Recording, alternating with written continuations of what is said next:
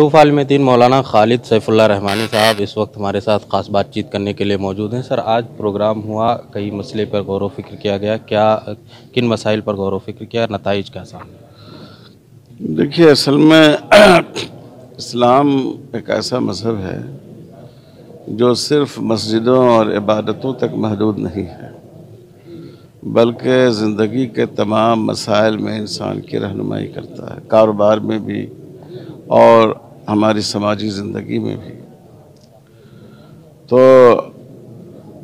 आज जो मसला जिस पर इस वक्त गौर हुआ वो मसला है सूद का। सूद को इस्लाम ने नाजायज़ कहा है, और सिर्फ इस्लाम ने नहीं, दुनिया के तकरीबन तमाम मज़ाहिब ने। हमारे हिंदू भाइयों के यहाँ वेदों में भी सूद को मना किया गया है, और यहूदियों और ईसाइयों के यहाँ तौरात में भी मना किया गया है, क्योंकि इससे गरीबों का इस्तेहसाल होता है।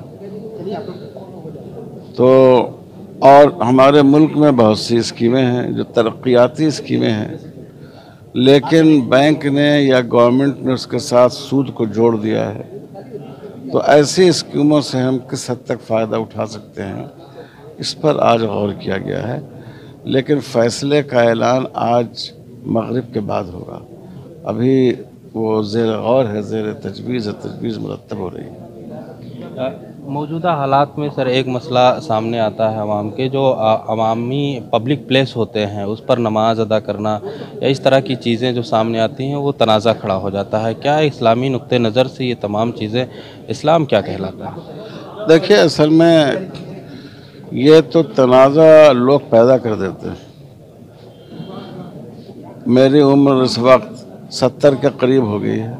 बचपन से हम लोगों ने देखा कि कहीं जा रहे हैं, नमाज का वक्त हो गया, ट्रेन में अपनी सीट पर नमाज पढ़ लिया, स्टेशन पर एक कोने में नमाज पढ़ लिया, और कोई तनाज़ा पैदा नहीं होता था।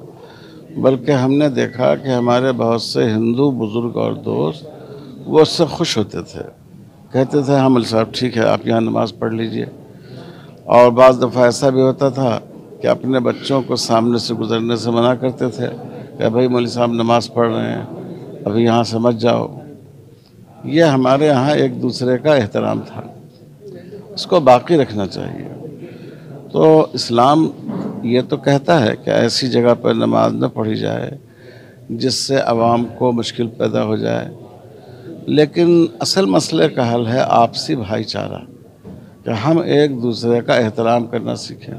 हमारा एक हिंदू भाई पूजा कर रहा है, हमको उसमें दखल देने का हक़ नहीं है। एक मुसलमान नमाज़ पढ़ रहा है, नमाज क्या 2 मिनट में हो जाती है, तो उसको जो दूसरे भाई हैं हमारे, उनको उसको गवारा करना चाहिए। तो हुकूमत को कानून बनाने के बजाय अवाम का मिजाज बनाना चाहिए कि हम मुख्तलिफ मज़हब के लोग मिलजुल कर इस देश में रहते आए हैं, हम एक दूसरे को बर्दाश्त करें, इसकी ज़रूरत है। सर, आखिरी सवाल है कि हुकूमत गुज़िश्ता दिनों से और कुछ सियासी लोग भी कॉमन सिविल कोड पे काफ़ी बातचीत कर रहे हैं। मुस्लिम पर्सनल लॉ बोर्ड ने भी रिलीज़ जारी किया है, बयान जारी किया है। क्या रुख होगा अगर इस तरीके के इस कानून सामने आते हैं, और किस तरीके से कन्विंस करेंगे? देखिए, हमारे इस मुल्क के लिए कॉमन सिविल कोड बिल्कुल मुनासिब नहीं है। हमारा मुल्क दुनिया की सबसे बड़ी जमहूरियत है। आप देखिए, अमेरिका में कॉमन सिविल कोड नहीं है, हर स्टेट का अलग अलग कानून है।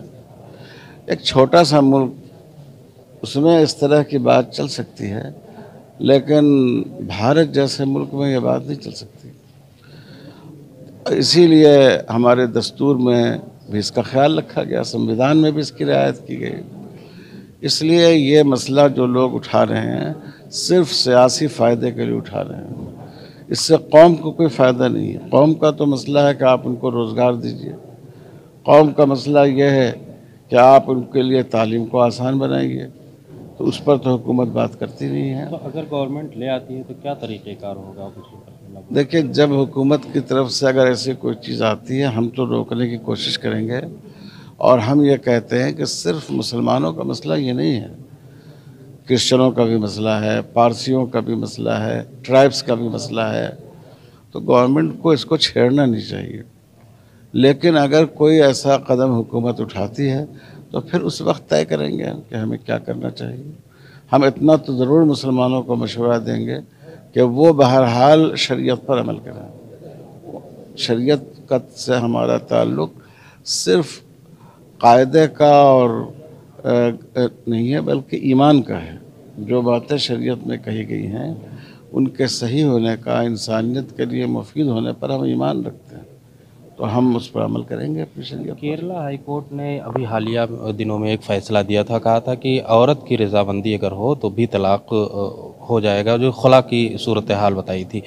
طلاق حسن پہ بھی عدالت کا تبصرہ ہے. ان تمام چیزوں پہ مسلم پرسنل لاء بورڈ کیا سوچ رہا ہے؟ بورڈ نے تو اپنا بیان دیا ہے، اپنا موقف واضح کیا ہے. کیرالہ ہائی کورٹ کے فیصلے کو صحیح طور پر سمجھا نہیں جا سکا.